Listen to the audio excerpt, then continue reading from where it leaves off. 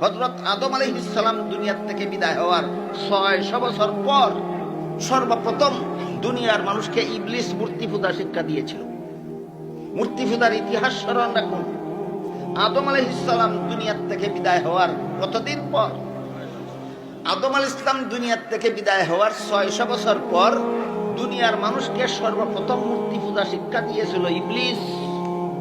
সর্বপ্রথম মূর্তি পূজা শিক্ষা দিয়েছিল ইবলিস। কিভাবে শিক্ষা দিয়েছিল আমি যদি সেটা বিস্তারিত বলতে চাই, আমার মূল আলোচনার থেকে অনেক দূরে চলে যেতে হবে। এই জন্য আমি অতি সংক্ষেপে বলছি, শুনুন। ইবলিস কিছু ভালো মানুষের কাছে আরেকজন ভালো মানুষের আকৃতি ধারণ করে আসে। নেক আমল করনেওয়ালা মানুষের আকৃতি ধারণ করে কিছু নেক আমল করনেওয়ালা মানুষের কাছে আসলো। এসে বলল যে তোমরা যে আল্লাহর ইবাদত বন্দেগী করো, এটা খুব ভালো কাজ। এইটাই আল্লাহর কাছে পরকালে জাহান্নাম থেকে নাজাতের পথ। যারা গুনাহ করে এরা জাহান্নামে যাবে, বাঁচতে পারবে না। যারা আমল ভালো করে তারাই জাহান্নাম থেকে বাঁচতে পারবে। এটা ইবলিসের বক্তৃতা। কার বক্তৃতা? ইবলিস। ইবলিস বলে তোমরা যে ইবাদত বন্দেগী করো এইটাই জান্নাতে যাওয়ার পথ। যারা ইবাদত বন্দেগী করে না এরা জাহান্নামে যাওয়ার পথে আছে। সুতরাং তোমরা জান্নাতে যাওয়ার পথে আছো। কিন্তু আমি তোমাদের একটা কথা জিজ্ঞাসা করতে চাই। তোমাদের নবী যখন দুনিয়াতে উপস্থিত ছিলেন, নবীকে সাথে নিয়ে যখন তোমরা ইবাদত করেছো তখন যতটুকু মনোযোগী হয়েছো, বর্তমানে নবীর অবর্তমানে যখন ইবাদত বন্দেগী করতে যাও তখন কি ইবাদতে ততটুকু মনোযোগী হতে পারো? এই ভালো মানুষেরা জবাব দিল, তা না তো। নবীকে সাথে নিয়ে আল্লাহর ইবাদত করলে যতটুকু ইবাদতে মন লাগে, নবী ছাড়া ইবাদত করতে গেলে ততটুকু মন লাগে না।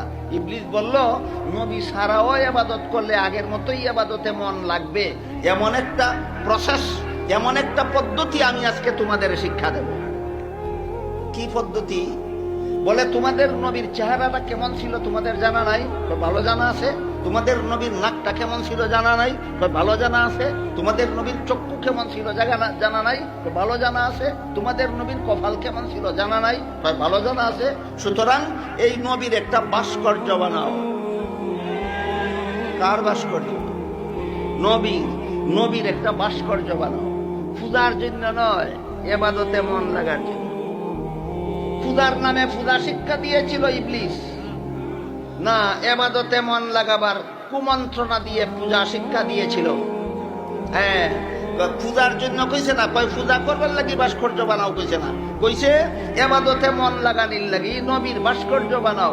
বানাইয়া যখন নামাজ পড়ো, যখন ইবাদত করো তখন ভাস্কর্যটা সামনে রাখবে, নবীর কথা মনে হবে, তখন আল্লাহর ইবাদতে মনোযোগিতা আসবে।